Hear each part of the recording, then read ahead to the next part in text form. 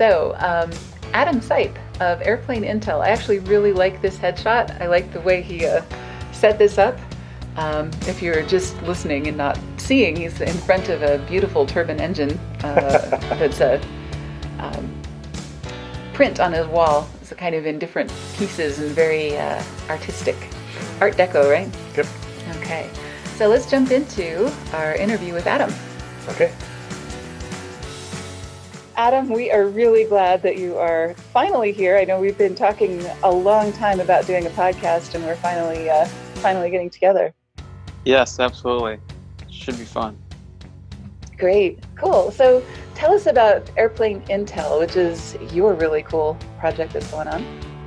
Sure. So Airplane Intel, also known as the Prebuy Guys, which is kind of how, that's how we market it, is a way to help people that are buying and selling airplanes.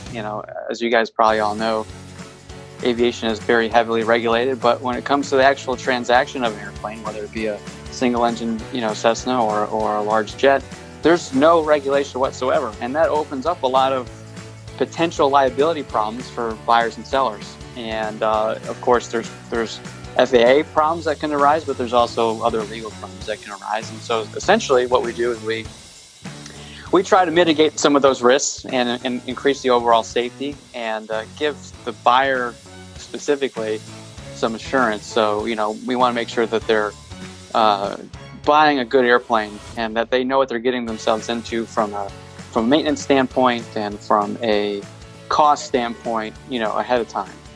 So they can make better decisions going forward when they're buying the airplane.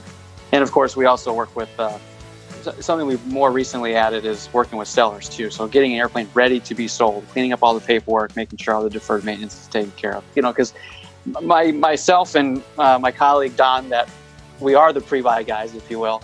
We're both A&Ps and pilots and whatnot. So we have the experience and the authority to do those sorts of things for the buyer and the seller. That's fantastic. A lot of people, I think these days especially, they feel like they know more than they actually do because there is this fabulous thing called the internet. So you can go online and you can find out all kinds of facts and figures about an airplane. Then all of a sudden you're an expert. Right. Have you found? Yeah. Well, like you're saying, there are a lot more, the people that I talk to today are a lot more educated than they may have been several years ago because of that information. However, I'm finding that, in a lot of cases, not all the bases are covered, and they're overlooking some key areas. Maintenance is one of the things that's overlooked the most in an aircraft transaction and in the overall scheme of owning an airplane. And that's where we try and fill in some of those gaps where we can, Smart. So, very smart. Yes. I'm sure a lot of people have probably not made decisions they're going to regret because of the Prebuy Guys and because of your podcast. Have you heard any stories about people who have maybe made a different decision because of what they've heard? Oh yeah. That it happens all the time. So basically, we have our own process in which we kind of go through an order of operations, if you will. So someone could come up to us and say, hey, I'm looking at a handful of airplanes. Can you help us kind of narrow them down? And so we'll start going through the listings, start going through the records and all this and help them narrow things down. But even on the most basic level, when we're looking over some of the FAA documentation, that alone, a lot of the time can be a go, no-go decision for them. And, for example, I was working on an airplane yesterday that we found some repairs done. We found some records for repairs done to the flight control skins. They removed and replaced some skins, and that wasn't disclosed by the owner. Maybe the owner didn't know, because it was before he had owned the airplane. And so it's funny because even the current owners don't really know the history of the airplane they've owned for maybe 5 or 10 years or whatever. And so those are the things that we want to know about up front and make sure that that the paperwork and all that's in line. And that's where people make these decisions is hopefully as early on as possible in the process before they spend a lot of time or money going to the airplane and going to put deposits down and hire a lawyer to write a purchase agreement and all that stuff. Right. I would be willing to guess that most people do not understand the volume of records you have to check.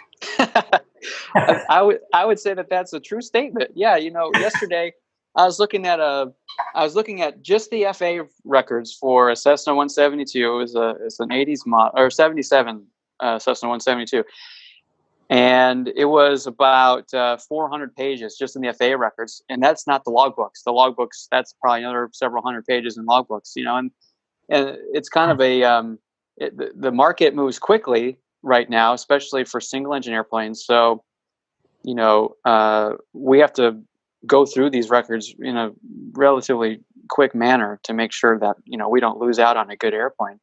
But my advice is always, well, we're going to do our due diligence, and it's going to take time. And I actually usually I like to invite the prospective buyer to go through the records with me, or, with Don and I, so they can get an idea as to what it is we're doing and, what's important in the records, because it's just a lot of words, if you don't know what it's all saying, and, read between the lines and all that stuff, so you're right. A lot of people don't realize the scope of it. Mm-hmm. Right. It's interesting because there's another person in our marketing lab that is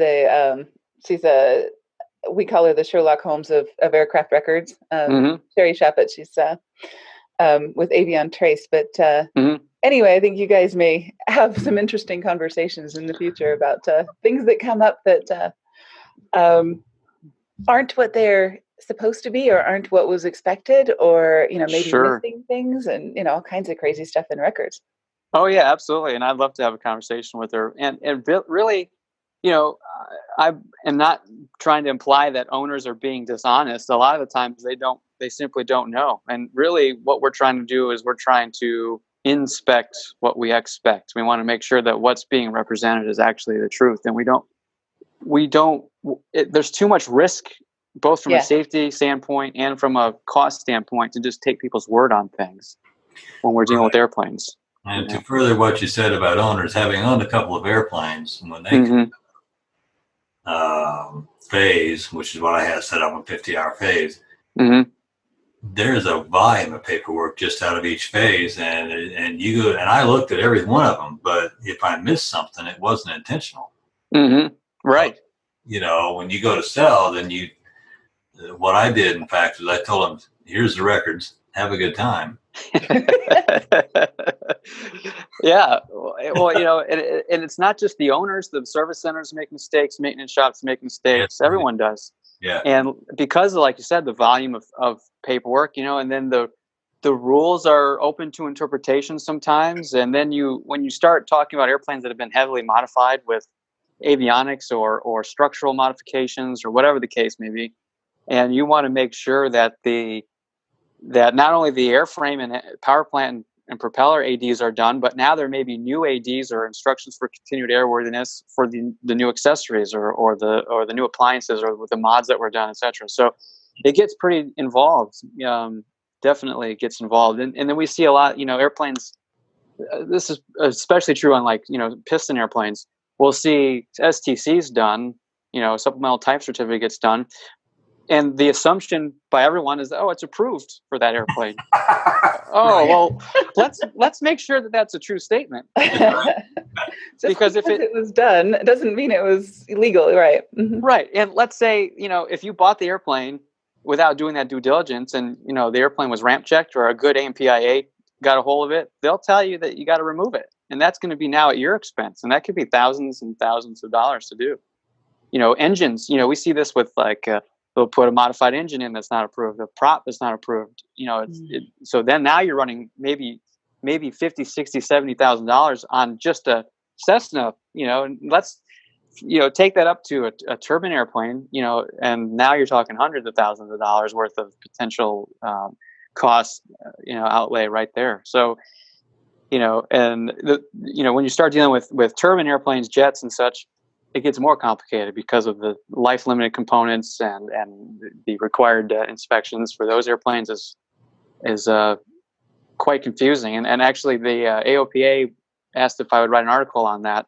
So I'll be submitting an article to them about inspection programs for jet airplanes, because they're difficult to understand. It's not like an annual inspection. No, I just do an annual inspection. No, it's more to it than that. So anyways, That's what makes it fun, though, because we're Yeah. all learning. We're all learning as we go, and hopefully the goal is to help people be more responsible buyers, owners, and sellers of airplanes. That's the ultimate goal, Right. So, Well, you've had some huge success, and this is since this is a marketing podcast, I have to ask you how you have been so successful as far as your podcast and your YouTube channel. You've got I think over 7,000 subscribers on your YouTube channel, and I don't know how many on your podcast. How did you do that? Well, it's kind of it's a long story, really. Mm-hmm. I learned how to do this sort of stuff in other business projects that were outside of aviation that, weren't successful, so to speak, but they were my stepping stone projects, if you will, and then of course I got hooked up with Don, the original Prebuy guy, who's my mentor, and he showed me the ropes from the aviation business end. And then I was able to merge his expertise with mine, with the technology stuff, with the website stuff and the podcast and all this. And we see probably an average of 20,000 downloads a month on the podcast. And like I said, the YouTube channel is growing. It's 7,000 subscribers is great. I mean, it's small, but we're in a small niche. Aviation is small, and then of course our niche really is airplane owners, which is even smaller. But really, it's just come down to, having that niche and leveraging some of the opportunities with SEO, the search engine optimization. That's been big. I mean, I haven't paid for any advertising for our business at all. Mm-hmm. It's been, organic searches through Google and such. It's been organic searches through Apple, now the podcast app, what used to be iTunes, et cetera. So that's really our strategy has been just give people information they want, and hopefully they realize that at some point they may need our help to go forward, with a specific situation they have. Right. And then they find you however they want to. So, they may be searching on Google and then they'll find your website. They may be searching on YouTube and they'll find your videos, or they're searching on iTunes and they find your audio. So all of that is search. People don't recognize that, it's not just Google, it's everything. Right. It is everything. And the beautiful thing is, it just works out this way.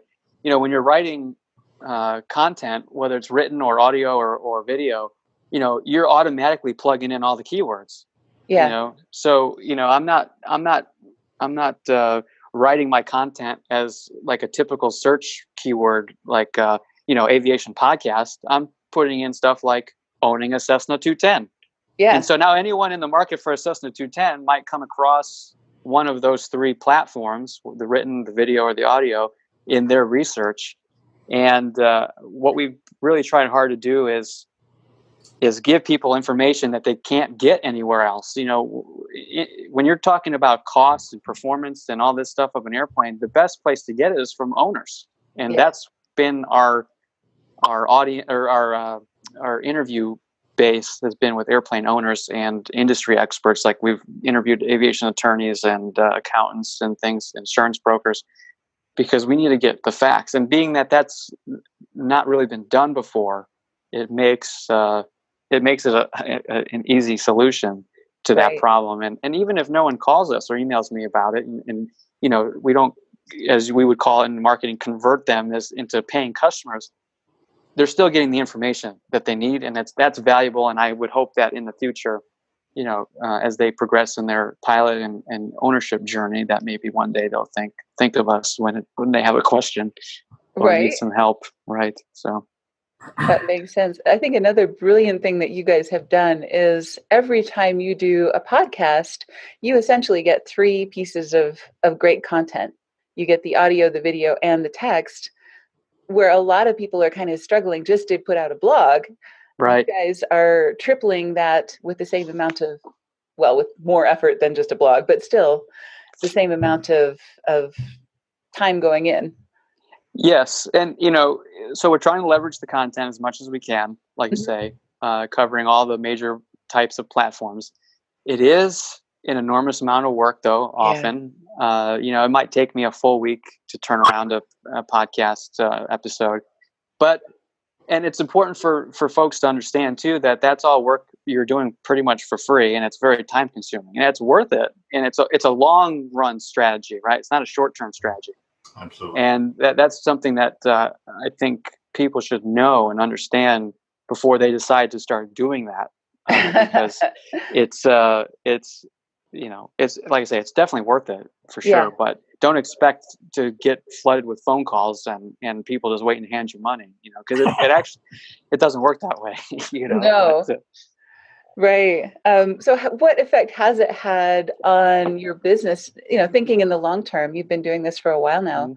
Mm-hmm. If you were to, and I know there's no way to say this is Airplane Intel without the podcast, this is Airplane Intel with the podcast, but what do you think the difference would be? Well, we're definitely seeing a higher volume, I think, of potential leads and customers. It's a mixed bag, because now this gives us, international coverage. So I hear from people from Europe and South America and Africa and Asia. In fact, at NBAA, I met a guy that I had met previously through doing YouTube stuff, who's in Singapore, and he came to the U.S. for NBAA, and we met up there, and he was telling me about some opportunities going on in Asia and all this stuff. So anyway, we've met a lot of people from it, and I like. Here's something interesting that I really enjoy. When I'm trying to get interviews or network, when I'm trying to network with people, I can often use the podcast as a way of opening that door to get some contacts that might benefit me or benefit my customers. Like these attorneys and these aviation CPAs and things like that. It's a great way to showcase what these folks do, but now you also have someone on your team that you can rely on as well. So that's another added benefit of podcasting and doing the videos and all this. But anyway, going back to your question, we have a higher volume of traffic coming through. I find that the folks that are ready to move forward in working with us, we've already built that trust and that credibility through all the free content that we've given them and all the information that we've given them previously. So it makes the screening process a little easier, and also I think provides higher value customers, higher quality customers. That makes perfect sense. So you and Don are kind of like the dream team. He's got the long-standing network in the industry and all of those credentials and that background in the industry, and then you come from technology and marketing and all of those cool things, and then you stick them together. I think that's just a really neat combination. It's worked out quite well for us, and we both needed each other, and he's mentoring me, and then in a lot of ways I'm mentoring him too, and it's kind of a unique relationship, and I'm very grateful for it. And like you said, he basically invented prebuys and the word prebuy. I mean, that's basically his word, and we've expanded what we do now since we've been working together, but it's like what's the phrase you hear? You're standing on the shoulders of giants. I mean, that's kind of what he has been able to provide me, and we've together been able to go into the market and hopefully make it a little better for everyone. Fantastic. Yeah, I think a lot of people want to do business with people who are like themselves. And so, you see all these startups and things where you've got a bunch of IAs maybe, who don't have a lot of background or have come from the same school, the same everything. But I think what makes you guys successful is that you are so different from each other. And yet, you're fun to listen to because you are so different from each other. Oh, yes. Yes, that's true. It's a yin and yang situation, and it's nice because he appeals to the older audience, and I hope I'm hoping I'm appealing to the younger audience that are maybe getting started in aviation or in aircraft ownership. So it works.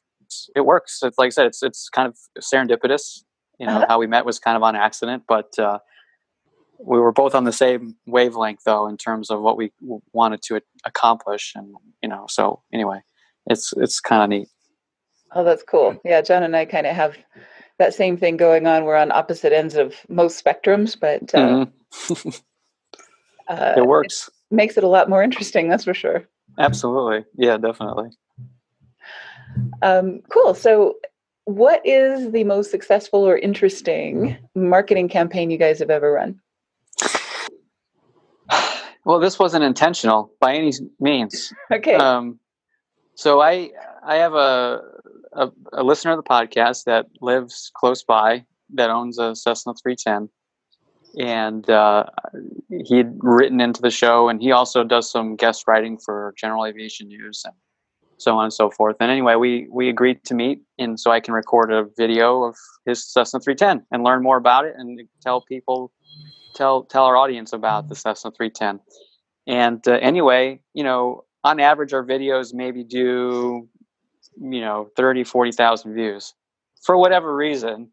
And I really don't know how this happened. I mean, other than Cessna 310's a popular airplane, and the gentleman we interviewed, Arthur Billingsley, he's a great camera person. He's great on camera, very articulate.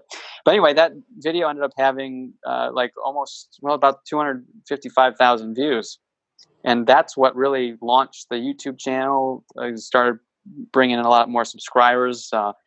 And as I'm sure some of you guys know out there, that the more subscribers you have, that unlocks more features of YouTube. So that makes it easier for people to find you. You can customize URLs. You can go live. You can do Premiere. They call it YouTube Premiere and all this stuff. Anyway, so that was unintentional. Like I said, it cost me half a tank of gas to go drive to right. Them and, so anyway, I'm finding that aviation is small enough right now, still, even on the digital marketing side, unlike many other industries that are so saturated where it's hard to get anyone's attention. I found that aviation is still small enough that you can find a niche and capitalize on it without spending, really any money on actually marketing yourself. Right. And just to kind of put this in perspective, we always tell people in aviation, the right 1,000 people in an audience is just as successful as in the real world having 100,000 or 1 million, because we're not trying to be Gary Vaynerchuk, Right. to serve a very small audience. And right. So, you say 7,000 is small. That's actually pretty big for the niche that we're in. So yes. Right. Yes, absolutely. And you're right, though, because you don't need a lot of people to be successful from a business standpoint in aviation. You just need those right, it's quality over quantity for sure in aviation. Right. Cool. So what's your favorite book? We always ask this. I was thinking about this question. Because I've read, I do a lot of reading, I'm sure, like most people do. And so I've read all the Gary Vaynerchuk books and the Brian Tracy books and Grant Cardone and Tony Robbins and all this. I actually found a book that I like. It's called, and maybe you guys have heard of it, it's called Rich Dad's Guide to Investing by Robert Kiyosaki. I'm partial to him because he was a Marine Corps helicopter pilot in Vietnam. So, of course, I'm a former Marine. So that draws me to him right away. But anyway, that book is just like an in-depth, like practical how-to guide of building a scalable business, like without all the hype that you read. A lot of the books today are very hypey, and I find anyway. So this book is like pretty straightforward. Like, check it out, guys. This is what you got to do. And yeah, it takes a long time, and yeah, it's not easy, and you're probably going to fail. But you get, but I found it to be the most honest and most realistic book, and so I recommend that one. There's another one too I'll mention. It's called Evolved Enterprise. Have you guys heard of that one? I have not. That's a new one. I'm writing this down. Okay, great. Yeah, I recommend it. It's called Evolved Enterprise by Yannick Silver, or maybe it's Yannick. I'm not sure how to say it. Yannick, but Silver. I've heard of him. I just haven't heard of him. And this book's a couple years old now. I bought it when it was like under like pre-release or whatever. But anyway, it's about how to be more philanthropic with your organization. How to give back. Yeah. And that's something that, I value. So, I read the book. It gives you all kinds of examples and means of how you can kind of, give back to your industry or to the community or to whatever cause you want to give back to, and how to integrate that into your day-to-day business. So I found that book pretty interesting as well. Well, another plug for Robert Kiyosaki. John and I actually know Robert Kiyosaki because we bought the book, or not the book, the game. Oh, There's a board game called Cash Flow, and we bought that when our kids were 11, 10, 11, somewhere in that neighborhood, because it gives you the means to teach your kids about life and business and money management and all that stuff without. Yeah, and it's just a really great game, and I'm really happy that we bought that for our kids when they were young. So. Yeah, that's awesome. And I didn't buy the physical board game, but there's you can buy the app version for iPad and for Android and such. And I've played that many a times. And you're right, just like it says. I mean, you learn how to how money actually works and what the consequences of making bad choices are with money and so on. So it's a really interesting concept for sure. Much more realistic than Monopoly, that's for sure. Yeah, I would say so. Yes. Okay, yes. Cool. Favorite airplane, I have to ask, because you see an awful lot of airplanes. Yeah, and I like different airplanes for different reasons. Right now, I would say I'll give you my top three. Okay, right now, the Cessna came out with the Citation 680A, which is the marketing name is the Latitude. Mm-hmm. I think they did a fantastic job with that airplane. I work on them pretty regularly, and fantastic airplane. Looks good. It's got a very large cabin, very comfortable. It's fast and all that stuff. So that's one. The other one is the Concorde. I'm in love with the Concorde. I know it's not perfect or anything, but I think the airplane was just an incredible feat of engineering for the time, even by present day standards. And then finally, I'm partial to this one. I worked on the F-18 Hornet in the Marine Corps, and I love that airplane also. I think it's one of the best fighters ever built. So there you go. There's your three. Well, that's cool. Three. You picked like the three coolest airplanes ever. Maybe. Sure, there's some varying opinions on that, but right, exactly. Well, just from an aesthetic point of view, those are probably my favorites too. Yes, certainly the Concorde is just an icon. Oh, it's incredible. So, as a note, we happened to be at Salt Lake International one day when one of the Hornets was going to take off, and I watched him, and he took off and raised it up a couple of feet, sucked the gear up. I told Paul, I said, watch this. He's got to go vertical at the end of the shot. And he did. He went vertical until he was out of sight. Oh, yeah. It's incredible. It's so incredible. Yeah. That was when I was in flight training going, the 172 is not going to do that. Let's hope not anyway. It'll fall apart. Let's not try this at home. Yeah, right. Yeah. They're just they got a lot of power. I mean, a lot of power.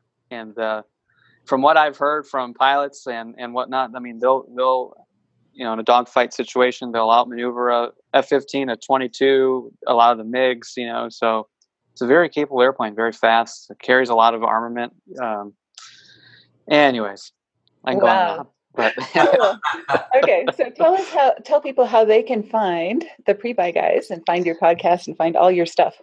Sure. So we're doing, I wouldn't call it rebranding, but we're trying to kind of synchronize everything. So, it's the Airplane Intel Podcast. It's our podcast. So you can Google that, or you can go to airplaneintelpodcast.com. And you can also go to our website to learn more about the Prebuy Guys. You can just go to airplaneintel.com. Or the PrebuyGuys.com. It all takes you to the same place, whatever you find easier. But same thing for YouTube. You can search Airplane Intel or the Prebuy Guys, and you'll find us there. Same thing with all the social media and all that as well. Right. Okay, so you're rebranding. You're going from Prebuy to Airplane Intel. Is that? Yeah, basically, yeah. What we found is that the Prebuy Guys is a great name and all, but it's too niche. It's too much of a niche, and we do we do more than just pre-buys.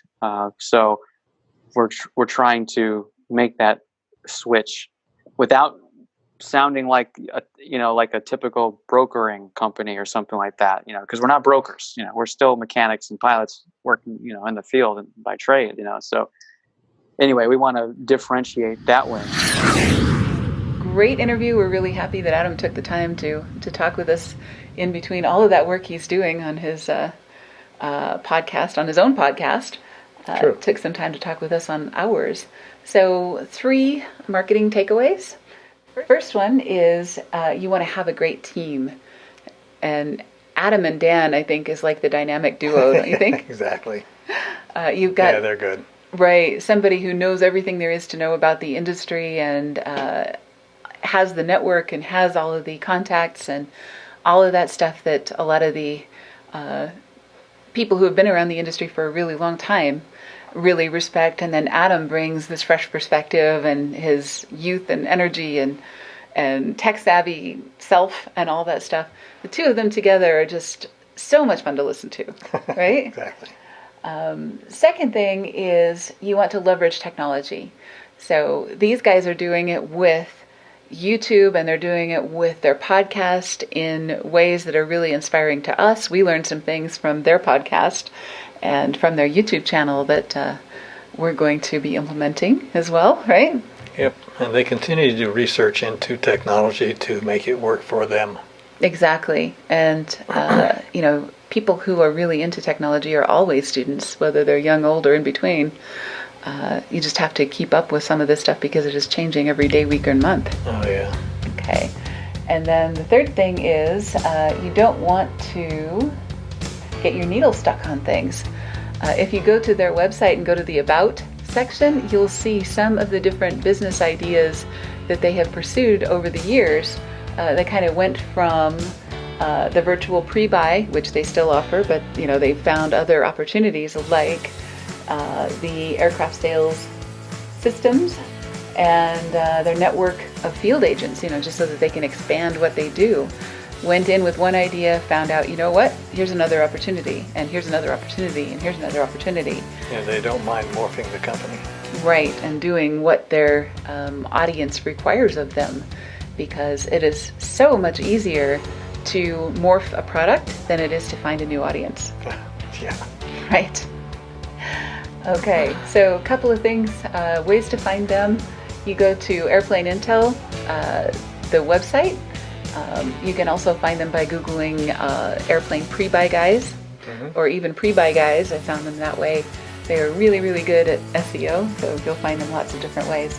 And another way to find them, of course, is their YouTube channel, which has 7,000 subscribers, which is just about unheard of for the aviation industry. So once again, this episode was brought to you by the Aviation Sales and Marketing Lab.